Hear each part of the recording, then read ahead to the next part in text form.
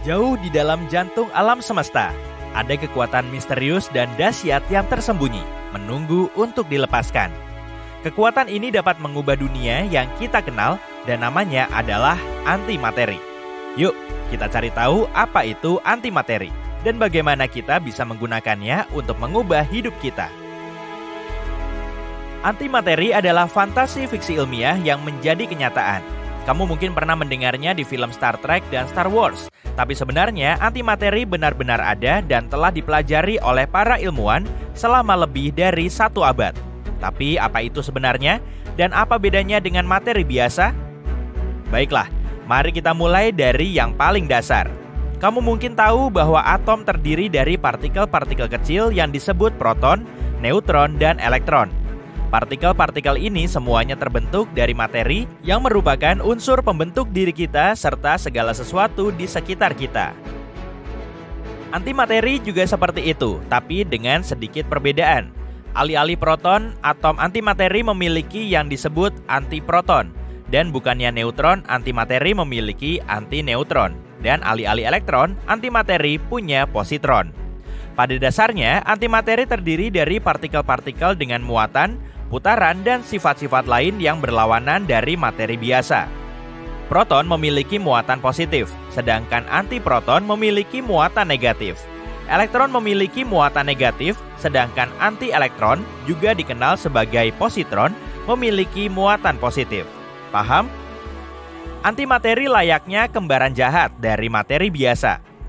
Ini seperti cerminan dari segala sesuatu yang kita tahu. Seperti halnya Batman yang punya Joker, materi juga punya antimateri. Jadi kalau ingin tahu bagaimana rasanya berada di dunia di mana segala sesuatu terbuat dari kebalikannya, inilah jawabannya. Dan inilah bagian terbaiknya. Ketika partikel antimateri dan materi bertemu, mereka saling memusnahkan satu sama lain sehingga melepaskan energi yang sangat besar dalam waktu bersamaan. Inilah sebabnya para ilmuwan percaya energi ini bisa menjadi sumber tenaga yang nyaris tak terbatas. Nah, kamu mungkin bertanya-tanya, di manakah semua antimateri ini? Kenapa antipartikel ini tidak berterbangan dan melontarkan kembang api yang dahsyat setiap kali bersentuhan dengan partikel biasa? Sejatinya, para ilmuwan meyakini saat Big Bang terjadi, materi dan antimateri tercipta dalam jumlah yang sama. Tapi entah kenapa, materi kemudian mendominasi. Jadi ketika keduanya mulai saling menghancurkan, pada akhirnya materi biasa berhasil unggul tipis. Kenapa bisa begitu? Kita masih belum tahu. Ini salah satu misteri terbesar dalam ilmu fisika. Yang kita tahu pada akhirnya, begitulah proses terbentuknya alam semesta yang kita kenal sekarang. Kamu pasti penasaran seperti apa jadinya alam semesta kita seandainya materi biasa yang kalah kan? Tapi itu topik untuk lain waktu. Antimateri dianggap sebagai salah satu hal paling menarik dalam dunia sains. Antimateri berpotensi mengubah pemahaman kita tentang alam semesta dan tentu saja bisa menjadi sumber energi baru. Bayangkan bahan bakar yang dapat menggerakkan pesawat ruang angkasa ke ujung galaksi atau pembangkit listrik yang bisa memenuhi kebutuhan seluruh kota. Inilah yang bisa kita dapatkan jika berhasil memecahkan teka-teki ini. Tapi bagaimana antimateri bisa ditemukan? Terutama mengingat tidak ada yang tersisa di awal alam semesta. Nah, para ilmuwan berhasil menemukannya dengan cara yang sangat cerdas. Pertama-tama, kita harus kembali ke masa lalu di awal abad ke-20. Saat itulah seorang fisikawan bernama Paul Dirac meramalkan keberadaan antimateri. Dia memiliki teori bahwa untuk setiap partikel materi di alam semesta, pasti ada antipartikelnya. Gagasan ini membuat kehebohan besar pada saat itu. Tapi teorinya kemudian dibuktikan secara eksperimental. Pada tahun 1930-an, seorang fisikawan lain bernama Carl Anderson menemukan positron, kebalikan dari elektron. Ini menjadi partikel antimateri pertama yang diketahui. Penemuan ini merupakan terobosan besar dalam dunia sains. Para ilmuwan kemudian menemukan lebih banyak antipartikel dan hal ini memunculkan ranah studi baru, yaitu fisika antimateri. Kita masih mengeksplorasinya hingga hari ini. Tapi bagaimana cara menemukan partikel-partikel ini? Bukankah tadi dikatakan tidak ada antimateri yang tersisa setelah Big Bang? Sebenarnya tidak juga. ada antimateri di ruang angkasa, hanya saja sangat langka, dan menemukannya sangatlah sulit. Para ilmuwan mencari antimateri di ruang angkasa dengan mengamati sinar kosmik yang terdiri dari partikel-partikel antimateri. Kita juga bisa menciptakan antimateri di laboratorium loh. Saat ini para ilmuwan menggunakan mesin super keren yang disebut pemercepat partikel untuk membuatnya. Mesin yang paling terkenal adalah Large Hadron Collider milik CERN, yang merupakan mesin penumbuk partikel terbesar dan paling terkenal di dunia. Mesin ini menembakkan partikel-partikel kecil dengan kecepatan super tinggi. Ini seperti permainan biliar kosmik. Ketika partikel-partikel ini saling bertabrakan, terciptalah partikel antimateri. Kemudian mereka menggunakan wadah khusus bernama perangkap Penning untuk menyimpan antimateri tersebut. Ini seperti menyimpan supernova kecil di dalam stopless. Sekarang, berkat antimateri, kita bisa mengubah seluruh dunia.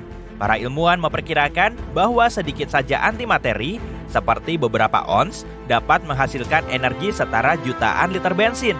Jadi, bahkan dengan jumlah sangat sedikit pun, kita bisa menerangi seluruh kota selama 1 tahun. Rasanya seperti memegang kekuatan bintang di tanganmu. Itulah kenapa komunitas ilmiah sedang mencari cara memanfaatkan kekuatan super ini untuk membuat hidup kita lebih baik.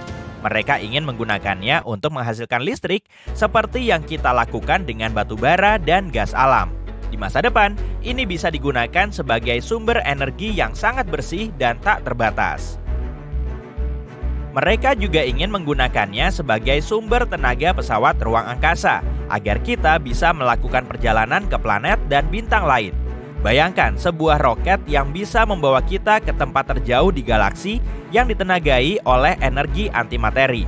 Bahkan, sejumlah kecil energi tersebut bisa menggerakkan pesawat ruang angkasa untuk waktu yang sangat lama. Dan bukan itu saja, antimateri juga bisa digunakan dalam dunia kedokteran. Para ilmuwan berusaha menggunakannya untuk mengobati kanker dan membuat citra bagian dalam tubuh kita. Ini layaknya alat super yang bisa membantu para dokter dalam banyak hal. Singkatnya, antimateri sangat luar biasa dan dahsyat, dan kita tinggal mencari cara untuk menggunakannya. Tapi ada satu kekurangannya. Meskipun super kuat, antimateri juga sangat rumit untuk dibuat dan disimpan. Dibutuhkan banyak energi untuk membuat sejumlah kecil antimateri saja. Antimateri butuh energi yang sangat besar, sehingga sangat mahal untuk diproduksi dalam jumlah besar. Ada juga permasalahan lainnya. Sebagai contoh, setelah kita mendapatkan antimateri dalam jumlah sangat kecil, bagaimana cara menyimpannya? Kita tidak bisa menaruhnya begitu saja di toples. Antipartikel sangat tidak stabil dan juga tertarik pada materi biasa seperti magnet pada lemari es. Jadi, para ilmuwan menciptakan beberapa cara cerdas untuk menyimpannya, seperti memerangkapnya di ruang hampa udara atau menyimpannya di medan magnet yang sangat kuat. Meskipun demikian, proses ini tetaplah rumit dan memakan biaya. Ini dan banyak alasan lainnya menjelaskan kenapa antimateri belum bisa diproduksi dalam skala besar.